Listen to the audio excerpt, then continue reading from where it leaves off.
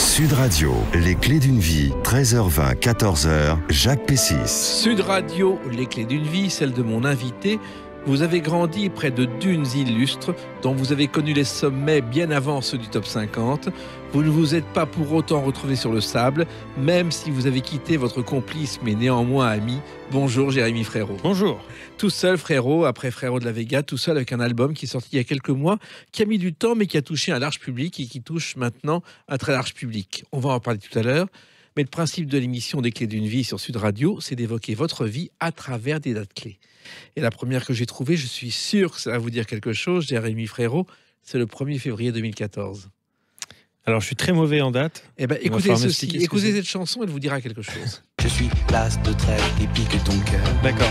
L'as D'accord. de trèfle qui pique ton cœur. Caroline MC Solar. Donc, j'imagine que c'est la première diffusion de The Voice. Exactement, The Voice 3, Ok. c'est la première fois que vous passez. Il faut savoir que cette chanson de MC Solar, il y a une histoire. C'est qu'MC Solar, il avait rencontré un DJ qui s'appelle Jimmy J. Ils n'avaient pas d'argent pour faire l'enregistrement. Il joue au loto et Jimmy J gagne 40 000 euros. Et c'est comme ça qu'il a pu faire la maquette des disques et exister. C'est fou, hein? Ça devait être en francs, non? Non, c'était 40 000 euros. Ah bon? C'était pas des francs, c'était 500 000 francs. Donc c'était beaucoup d'argent. Alors, cette histoire de The Voice, c'est arrivé comment? C'est arrivé tout seul, sans qu'on demande, en fait. L'émission nous a appelés plusieurs fois. En tout cas, plusieurs années, 3 ans exactement. On vous avait repéré, Bruno Berberet? Oui, nous avait demandé plusieurs fois et on n'était pas spécialement prêts sur les 2 premières demandes parce qu'on commençait, parce qu'on avait peur, parce qu'on ne savait pas quoi faire exactement après. Et puis quand on a commencé à creuser un peu plus, à écrire des chansons tout seul et à développer ce groupe, ben, on s'est dit que la fois où on nous demanderait, on serait vraiment prêt et c'est ce qui est arrivé. Donc vous y allez. Est-ce que vous vous souvenez de ce soir-là, de Mika, qui est, je crois, le seul à se retourner, Jérémy Frérot? De quoi? Je crois que Mika est le seul. Oui, à se c'est le retourner. seul, ouais. Ouais. Quel souvenir en gardez-vous? Quel souvenir? Un souvenir assez difficile parce que c'est très stressant, c'est très rapide. Et puis c'était notre première expérience en télé, donc c'était assez traumatisant. Mais après, au fur et à mesure, quand on a passé les émissions, c'était un peu plus facile psychologiquement. Mais on est désespéré quand une seule personne se retourne, ou pas du tout? Non, on est content que ça arrive. Et Mika, ensuite, il vous a suivi, il vous a donné des bons conseils, Jérémy Frérot? Il nous a poussé dans nos retranchements et puis il nous a vraiment aidé à développer notre corps sur scène, en tout cas. Oui, ça a été vraiment la découverte de se sentir à l'aise sur une scène devant des caméras. Ça, c'était le point clé qui nous a fait développer. Ouais. Et vous avez tenu jusqu'au quart de finale, jusqu'à cette chanson. Je me voyais déjà en haut de l'affiche, en 10 fois plus gros que n'importe qui, mon nom L'un s'étalait. des premiers succès de Charles Aznavour, qui a été écrit d'ailleurs lorsque dans un cabaret, il a vu un pauvre vieux chanteur avec son costume bleu qui était là depuis des années, qui allait faire des galas en province, et c'était pas lui, c'était quelqu'un d'autre. Ah bah ça, c'est beau, ça, de d'écrire l'histoire de quelqu'un d'autre. Il faudrait que j'y pense. Alors, pourquoi cette chanson et cette élimination, ça vous a pas trop perturbé, Jérémy Frérot? La chanson? Non. L'élimination. Ah, l'élimination, non, pas tellement, parce qu'on était...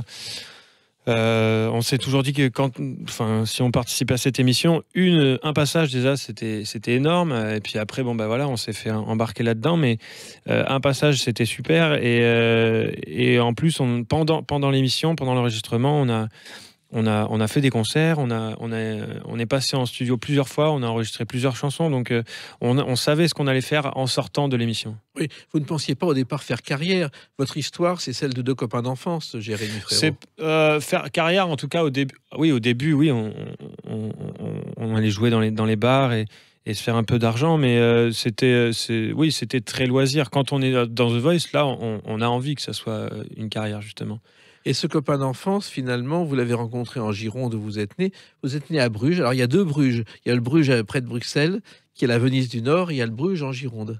Ça n'a rien à voir. Non, ça n'a rien à voir. C'est en banlieue bordelaise. Mes parents habitaient là à ce moment-là. Et il y a un sportif qui est né à Bruges, je ne sais pas si vous le savez, c'est Mathieu Valbuena, le footballeur. Ah non, je savais pas qu'il était Il est né là-bas. là-bas.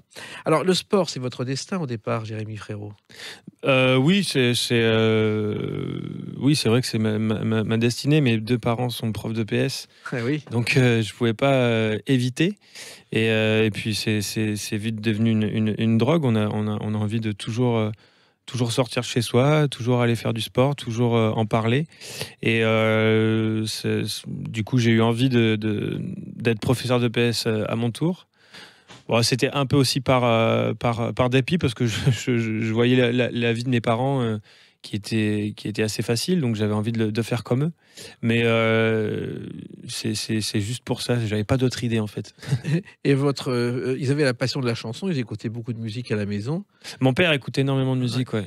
Et vous, je crois que la première chanson que vous avez écoutée, le premier 45 tours que vous ayez acheté, ou un CD, c'est celui-ci. Quand je serai jeune, moi aussi je jouerai. Priscilla. Oui, alors c'était un CD, Oui. j'avais pas de 45 tours. Quand je serai jeune. Mais c'était ça, ouais. Quand j'avais, je sais plus, 8 ou 10 ans, j'écoutais ça. Et vos parents écoutaient aussi beaucoup de musique. Bah, mon père écoutait énormément de world music, beaucoup de musique brésilienne, africaine. Et du coup, j'avais pas forcément besoin de développer cette curiosité musicale. Elle venait toute seule à moi. Et vous aviez un accès privilégié au Vélodrome d'Arcachon pour les concerts, car je crois que votre grand-mère s'occupait des sandwichs. Ouais, c'est ça, ouais. C'est vrai? C'est exactement ça, ouais. Toutes les associations sportives et non sportives vendent les sandwichs au concert d'été du Vélodrome. Et du coup, elle avait son stand parce qu'elle était présidente du club de gym à Arcachon. Et donc, vous avez vu plein de concerts, ça vous a donné Plein envie de concerts, non, pas forcément. J'en ai vu un ou deux jusqu'à ce que je fasse ce métier-là. J'en ai pas vu forcément beaucoup. Kyo, je crois, non? Comment? Vous avez vu Kyo? Kyo, ouais. Ouais. Ouais, c'était un de mes premiers concerts, je crois. Il y a eu d'autres choses depuis et vos propres concerts. On en parle dans quelques instants à travers une autre date, le 10 juin 2017. A tout de suite sur Sud Radio avec Jérémy Frérot. Sud Radio, les clés d'une vie, 13h20, 14h, Jacques Pessis. Sud Radio, les clés d'une vie, celle de mon invité Jérémy Frérot. Une date que vous n'avez pas oubliée, une date de triomphe, mais très triste en même temps. C'est le 10 juin 2017. Oui, ça c'est une date dont je me souviendrai. J'ai dit que j'étais mauvais en date, mais celle-là, je m'en souviendrai longtemps. Ce fameux concert au Quinconce, À Bordeaux. à Bordeaux, le dernier concert des Frérots de la Vega, et qui a fait remonter énormément d'émotions, énormément de joie, de nostalgie, plein d'émotions en même temps, et ça a été assez dur. Oui, et il y a une chanson que le public a fredonnée en chœur, un peu toutes, mais celle-là en particulier, c'est Ton visage. Une planche de salut, loin du métro de son raffut, les yeux rivés sur le rivage, oubliez ton lointain visage que Alors, cette scène de Bordeaux, vous ne l'avez pas choisie par hasard. C'était une façon pour vous de boucler la boucle, Jérémy Frérot. Oui, c'est vrai que nos premiers concerts, c'était dans un bar à Bordeaux qui s'appelait le Sherlock Holmes, je crois. Oui. Je crois que c'était ça le nom. Et Vous attendiez 100 personnes, il y en a eu 300. ouais, c'était avant on faisait les événements Facebook où les gens s'inscrivaient et ça a explosé et on s'attendait pas à avoir autant de monde. Et voilà, et 5 ou 6 ans plus tard, on a voulu refaire un concert, mais dans un plus grand endroit. Voilà. Votre partenaire, c'est Florent Garcia, qui est un copain de Gironde, qui était lui aussi destiné à devenir professeur d'éducation physique. Il est devenu professeur d'éducation physique. Il a exercé pendant 2-3 ans avant d'arrêter pour notre groupe. À Bondy, je crois. Ouais. Et au collège Jean Zay. Ouais, exactement. Vous êtes bien renseigné. Et donc, finalement, vous vous êtes connus, je crois, parce que vous faisiez tous les deux un stage de sauveteur. Oh, on se connaissait avant, on se voyait souvent. On est voisins de Gujan-Mestras, donc il a 3 ans de plus que moi. On se croisait, on se voyait sans se connaître parce que les installations sportives sont au même endroit. Mais on s'est réellement vu et connu, sur des stages de sauveteurs en mer. Est-ce que vous aviez envie de faire ça aussi? Ça faisait partie du programme d'éducation physique? Non, ça faisait partie de l'envie de rester sur la plage l'été. Il fallait quand même travailler pour avoir de l'argent, mais nous, nous, c'était une religion, la plage, l'océan, l'été. Et donc, on ne voulait pas quitter cette plage. Et le seul moyen, c'était de devenir sauveteur. Gujan-Mestras, c'est un petit peu votre paradis terrestre. Vous continuez à y aller. Vous avez tous vos souvenirs. Ouais. Et il y a un champion sportif qui est à Gujan-Mestras, un champion du monde du 800 mètres en 2017, c'est Pierre-Ambroise Boss. Ouais.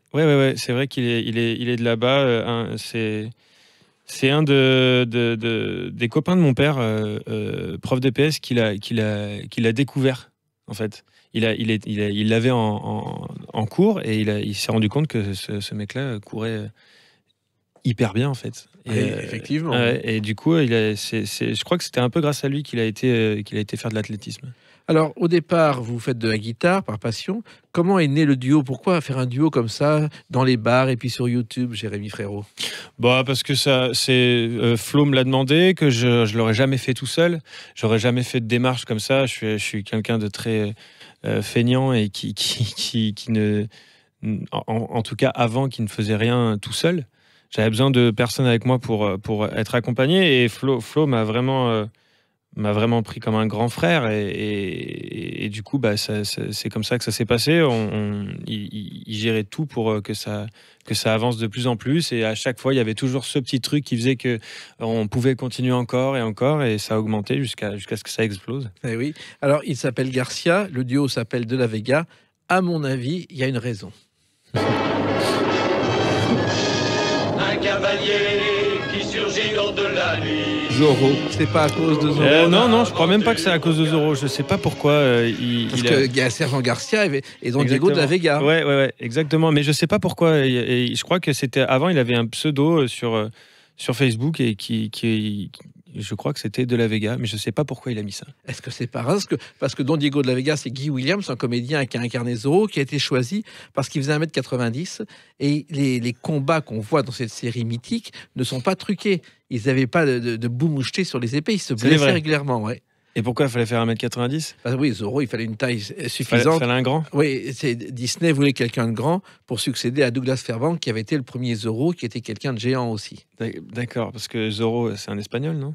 Zorro, c'est le renard en espagnol. Mais ça se passe au Mexique. Mais ils sont pas très grands, les Espagnols. Oui, mais justement, Zorro, c'est le champion. Il est au-dessus des autres. Donc, le point de départ, c'est un album avec une édition limitée au départ et une chanson qui est une reprise. Il y a là la littérature, le manque d'élan, l'inertie, le mouvement. Première chanson, Vanessa Paradis. Pourquoi cette reprise, Jérémy Frérot? Sur The Voice ou sur l'album? Sur l'album. Sur l'album, parce que c'est la reprise qui nous a fait connaître et exploser sur The Voice. On l'a faite aussi sur The Voice. C'était un trio avec un violoncelliste, et c'est celle qui nous a fait exploser. On a pris énormément de plaisir à la chanter aussi. J'aurais adoré l'écrire, cette chanson. Et donc voilà, c'était parfait pour rappeler d'où on venait et ce qu'on faisait de mieux avec deux voix. Vous l'avez chanté en direct pour le grand bonheur de Vanessa Paradis, qui déteste le playback, à tel point que lors d'une manifestation, elle a fait semblant de se tromper parce qu'on voulait lui imposer le playback. C'est assez drôle. Il faut du caractère. C'est gaufré et c'est bien. Ce premier album, donc, il est enregistré, et je crois que vous allez l'écouter en voiture. Vous aviez un trajet de 5 minutes et il a duré 35 minutes. Oui, c'était au Francophonie de La Rochelle, notre premier concert au Francophonie de La Rochelle, dans une scène off, et on reçoit l'album. Donc on s'est mis dans la voiture, on se l'a écouté, et on s'est mis à pleurer tous les deux. C'était assez pathétique. Pourquoi? Parce qu'on était tous les deux comme ça, dans une Clio, garés sur le côté avec des warnings, à pleurer sur notre album. Sans imaginer que cet album se vendrait à 300 000 exemplaires. Oui, ça c'est vrai aussi, on s'y attendait pas du tout. Quand les ventes explosent comme ça, qu'est-ce qu'on ressent? Est-ce qu'on prend conscience, comme dans The Voice, est-ce qu'on prend conscience de ce qui se passe? Non, sur les ventes d'albums, on prend pas conscience, on s'en rend pas du tout compte, parce que finalement, les ventes d'albums, c'est bien sûr nous qui faisons les promos, nous qui sommes derrière le micro ou devant les caméras, mais ceux qui bossent le plus avant de ces albums, c'est le label. C'est eux qui bossent énormément pour que ça avance comme ça. Nous, on se rend compte quand on va dans les salles et que les salles augmentent de plus en plus et qu'elles sont de plus en plus pleines. C'est là où on se rend compte vraiment. Avec un public qui reprend en chœur vos chansons, dont celle-ci, Le Chant des Sirènes. Quand les souvenirs s'en mêlent sirène me replonge en hiver, oh mélancolie cruelle, harmonie J'ai vu des fluette, images où les salles entières chantent ça. Jérémy Ah bah Frérot. ça chante encore ça, hein. Ouais. Encore aujourd'hui, je la reprends souvent sur scène, même tout le temps, et ça chante encore énormément. C'est incroyable cette chanson, comment elle nous a fait exploser. C'est fou, hein. Et vous êtes pris dans un tourbillon parce que vous allez avoir un nombre de prix considérable. Les Energy Music Awards, vous les avez 2 années de suite. Oui, c'est vrai. Comment on ressent ça? Bah, c'est toujours gratifiant de recevoir un prix. On se sent considéré, on se sent entendu. Donc c'est assez c'est très cool de pouvoir participer à ça. En même temps, on s'attend pas à recevoir un prix. Bon, une fois c'est bien, 2 fois c'est presque plus une surprise. Non, je sais pas du tout comment prendre ça. Non. Non, c'est un compliment. C'est hein. pas, non, mais c'était pas c'est pas le fait que ce soit une surprise ou pas, c'est le fait que d'y participer, c'est déjà super bien. Et il y a une chose étonnante, c'est qu'au départ, ce sont les ados qui vous écoutent, et puis le public est devenu familial avec Frérot de la Vega. Oui, c'est vrai que ça s'est vachement élargi. Parce que ça marchait vraiment très bien sur scène. En fait, on a vraiment tout fait pour que la scène plaise à tout le monde. Donc ça allait de 6 à 77 ans et filles comme garçons. Et oui, et puis il y avait des paroles et des musiques, ce qui est plus très courant aujourd'hui. Et cette chanson aussi a connu un grand succès à l'équilibre. Ah, je suis à l'équilibre, oh, ta ta ta da, ya ta ta da ta. Je suis à l'équilibre, oh, ta ta ta da, ya ta ta da ta. Je suis à l'équilibre. Il y a une marque, Frérot de la Vega, quand on vous écoute, on vous reconnaît entre mille, Jérémy Frérot. Ah ouais, bah ça c'est déjà bien. Je crois que c'est l'envie d'un peu tout le monde, hein, de pouvoir développer sa marque et de dire ça y est, c'est eux, c'est sûr. Oui, et ça aurait pu continuer. Pourquoi avoir annoncé 1 an à l'avance que vous arrêtiez le duo? C'était 1 an à l'avance? Oui, 1 an à l'avance avant votre tournée. Bah parce que je crois que c'était aussi une envie de vouloir vivre quelque chose d'incroyable et qui allait réellement se finir. C'est-à-dire que quand on annonce une fin de groupe et qu'on fait une tournée ou qu'on fait 20 dates après, ça pulvérise les concerts. Ça donne une grandeur incroyable. Oui, mais vous auriez pu continuer avec le succès. Moi, j'ai jamais vu quelqu'un en plein succès s'arrêter aussi brutalement, à part Brel. Ouais, mais c'est mieux aussi de s'arrêter en plein succès qu'au fond du trou. C'est vrai. Mais je crois que votre Florian voulait arrêter et vous vouliez continuer. Oui, c'est vrai qu'il y avait ça aussi, mais quand voilà, on a plus d'options qui nous demandent d'arrêter que des options qui nous demandent de continuer, c'est obligé qu'on s'arrête avant.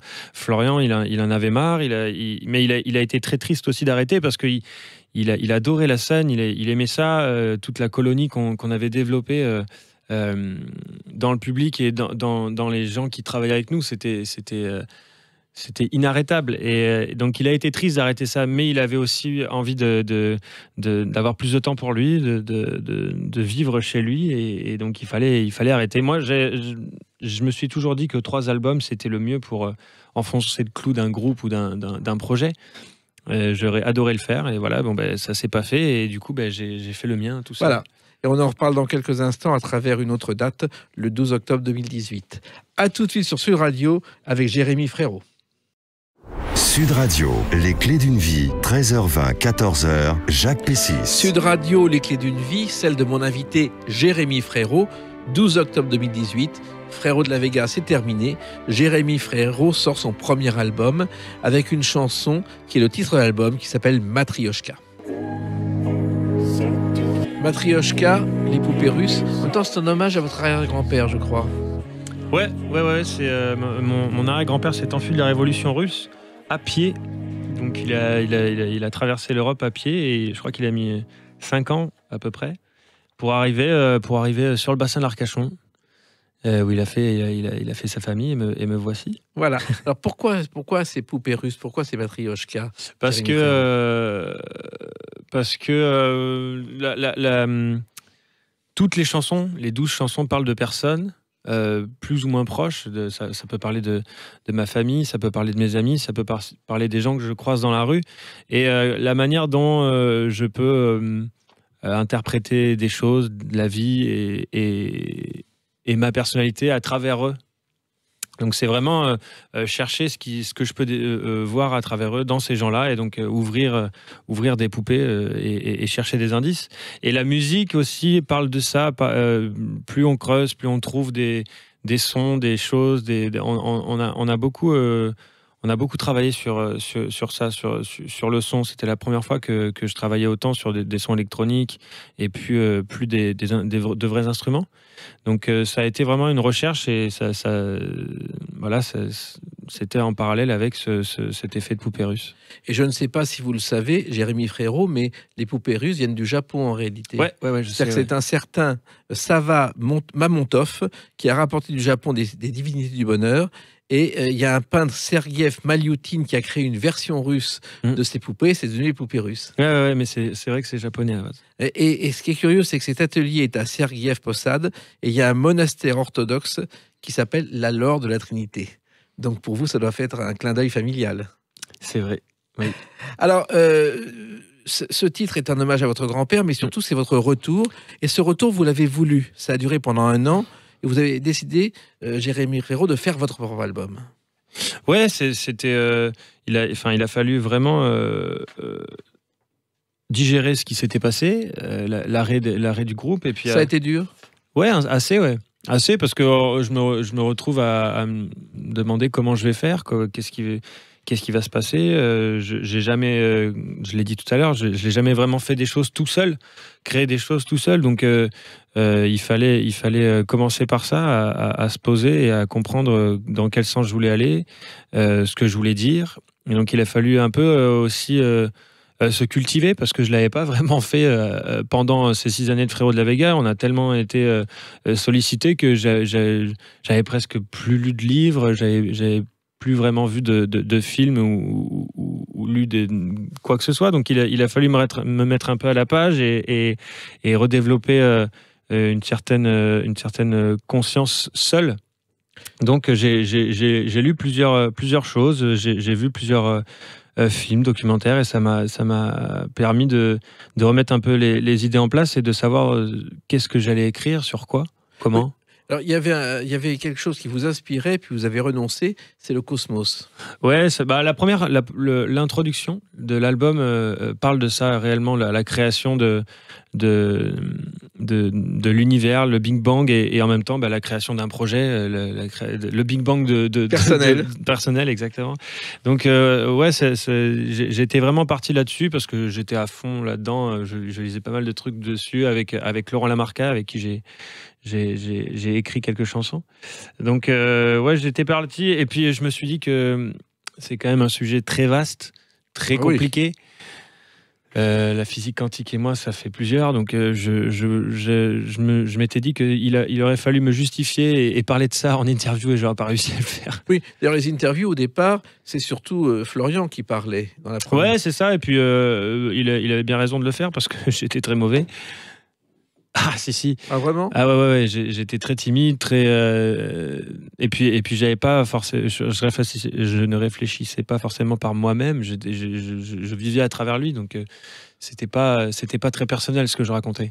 C'est le cas aussi d'Uderzo et Goscinny. Quand Astérix est né, c'est René Goscinny, toutes les interviews c'était lui. Uderzo était à côté, ne parlait jamais. Et puis quand hélas René Goscinny a disparu, Uderzo a commencé à parler et continue encore aujourd'hui. Et oui, quand on est seul, à un moment donné, il faut y aller, quoi. Et puis c'est pas possible dans un duo de parler à deux. C'est compliqué. Il y a trop d'égos qui sont en jeu. Là, vous êtes seul. Il y a une autre chanson dont on va parler, Jérémy Frérot, c'est Ouvre cette poupée. Ouvre cette poupée qui est le messager d'une autre poupée. Ouvre cette poupée qui... Là aussi, c'est un son très personnel, très particulier. C'est la première de l'album, ouais, c'est vraiment le commencement, le début. Ouvre l'album, ouvre cette poupée pour aller voir ce que j'ai un peu dans la tête, parce que c'est la première fois que je me livre aussi. Et donc, c'est vraiment le commencement de l'album. En cassant le passé, est-ce que c'est pour ça qu'il y a des éclats sur la pochette du CD? Votre photo, c'est comme si un verre avait éclaté. C'est vrai, mais on peut l'interpréter comme on veut. Cette pochette, elle a des milliards de sens et en même temps, elle en a aucun. C'était plus graphique et visuel que messager cette pochette. Avant d'écrire cet album, vous avez lu bien sûr, mais vous avez aussi beaucoup observé les gens de la rue, Jérémy Frérot. Ouais, souvent j'aime bien quand j'attends des trains, des avions, des taxis, j'aime bien regarder les gens dans le métro aussi, de me dire ce qu'ils sont, pourquoi ils sont là, pourquoi ils s'habillent comme ça, pourquoi ces deux personnes sont ensemble. J'aime bien les regarder et imaginer ce qu'ils pensent. Oui, et d'ailleurs vous en avez fait une chanson qui s'appelle « Regardez les gens dans les yeux ». Elle est sur cet album. Regardez les gens dans les yeux, cherchez soi en eux, se serrer dans les bras, trouver l'autre en soi. Trouver l'autre en soi, effectivement. Vous vous êtes trouvé dans les autres aussi, Jérémy Frérot? Ah bah je me trouve plus dans les autres que dans moi tout seul. Me mettre dans une pièce tout seul, je déteste ça parce que ça me fait penser à des choses noires et c'est pas forcément très très très bon pour la suite. Donc j'aime bien vraiment être avec les gens et les regarder et du coup pouvoir vivre à travers eux. C'est quelque chose que je fais beaucoup en ce moment.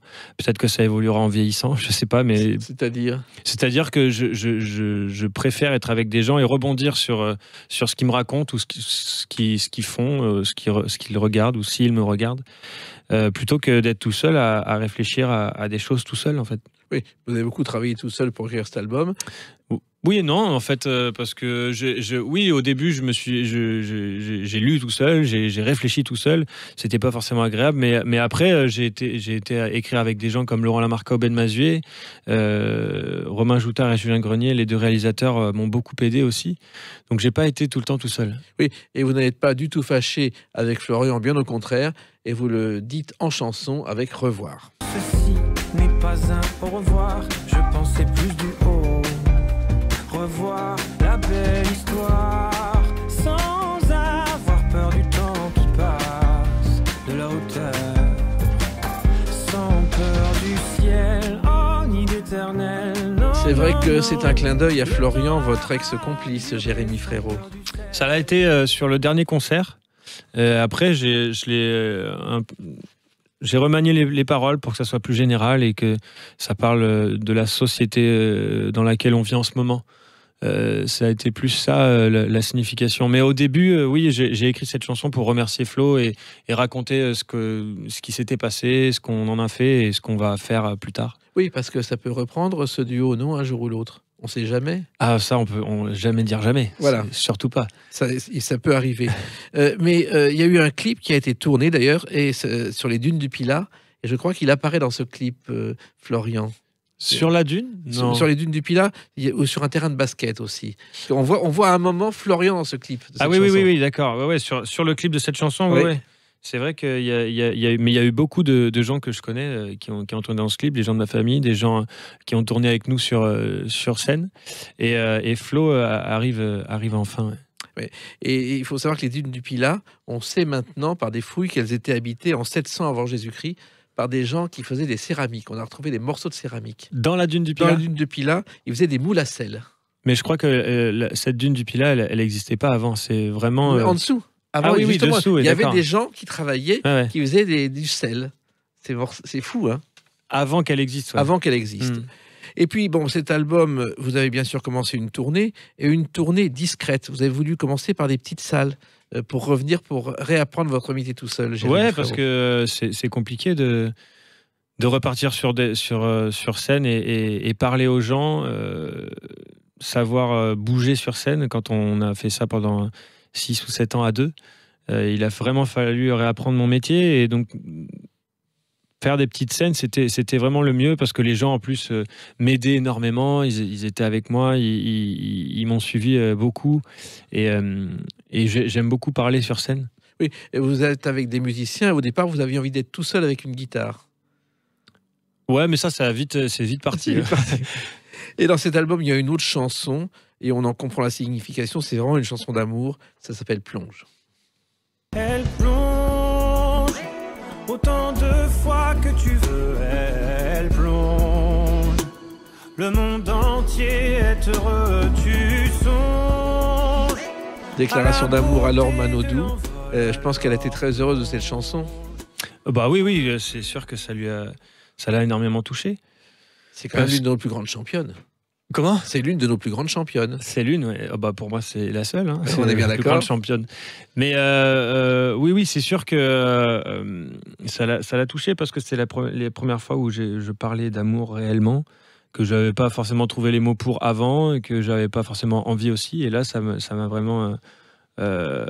d'avoir trouvé le champ lexical pour le faire, j'ai eu envie de le faire. Oui, il faut savoir qu'elle a été championne de natation, mais qu'en 1896, les Jeux Olympiques, on ne s'affrontait pas dans une piscine. Un bateau emmenait les candidats, les concurrents au large, et le gagnant était celui qui regagnait le rivage le plus rapidement. C'est fou, hein, ça a bien changé depuis. Ah ouais, mais ça évolue tout le temps, le sport, hein, de toute façon. Et le sport, votre sport, c'est la chanson. Il évolue bien puisque maintenant, cet album, on l'écoute, on le réécoute, et vous allez continuer, vous allez faire un second album dans le même genre, Jérémy Frérot. Oui, j'ai envie d'écrire encore d'autres chansons, de chanter d'autres chansons sur scène. Je vais creuser aussi un peu plus dans ce style-là, sûrement. Et voilà, j'ai envie, j'ai d'autres choses à dire encore. Oui, je suis sûr. En tout cas, vous serez toujours le bienvenu sur Sud Radio où nous parlons vrai comme vous pour les dire. Et cet album, je le recommande à celles et ceux qui nous écoutent. C'est un album de 12 chansons avec Jérémy Frérot. Merci d'avoir participé aux Clés d'une vie. Dans quelques instants, on retrouve Brigitte Lahaye et nous, on se retrouve demain, bien sûr, pour d'autres Clés d'une vie. Bonne journée, merci, à demain. Sud Radio, les Clés d'une vie, 13h20, 14h, Jacques Pessis.